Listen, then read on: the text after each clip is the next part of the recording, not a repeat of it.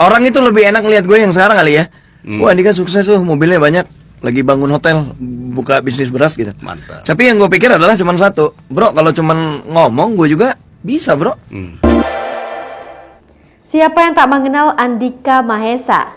Ya, nama Andika Mahesa pun melejit semenjak dirinya menjadi vokalis Kangen Band.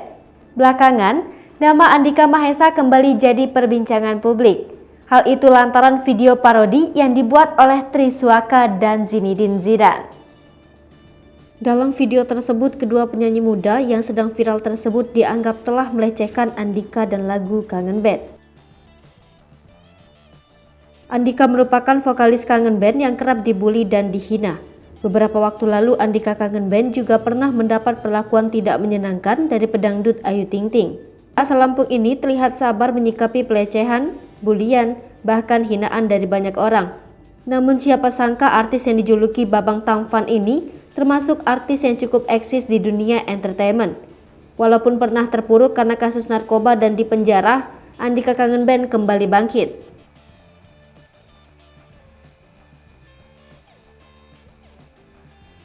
Bahkan, Andika pun belak-belakan soal sumber kekayaannya ketika ditanya Deddy Corbuzier beberapa waktu lalu.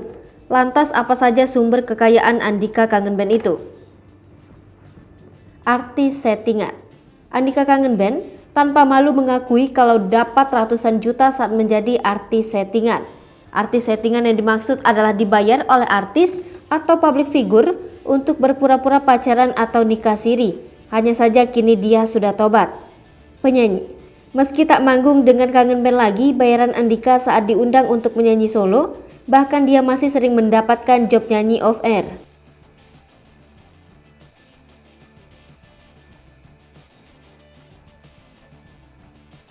Pencipta lagu. Selain menjadi penyanyi, Andika juga kerap menciptakan lagu. Sejumlah lagu yang diciptakan juga populer.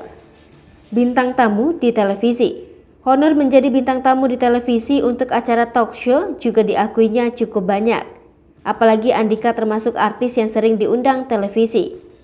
Embel-embel Babang Tampan yang melekat dirinya ternyata jadi sumber rezeki tersendiri dibuatnya. YouTuber. Andika juga nggak mau ketinggalan dengan artis lain yang bikin channel YouTube. Dengan 370.000 subscriber lumayan buat penghasilannya.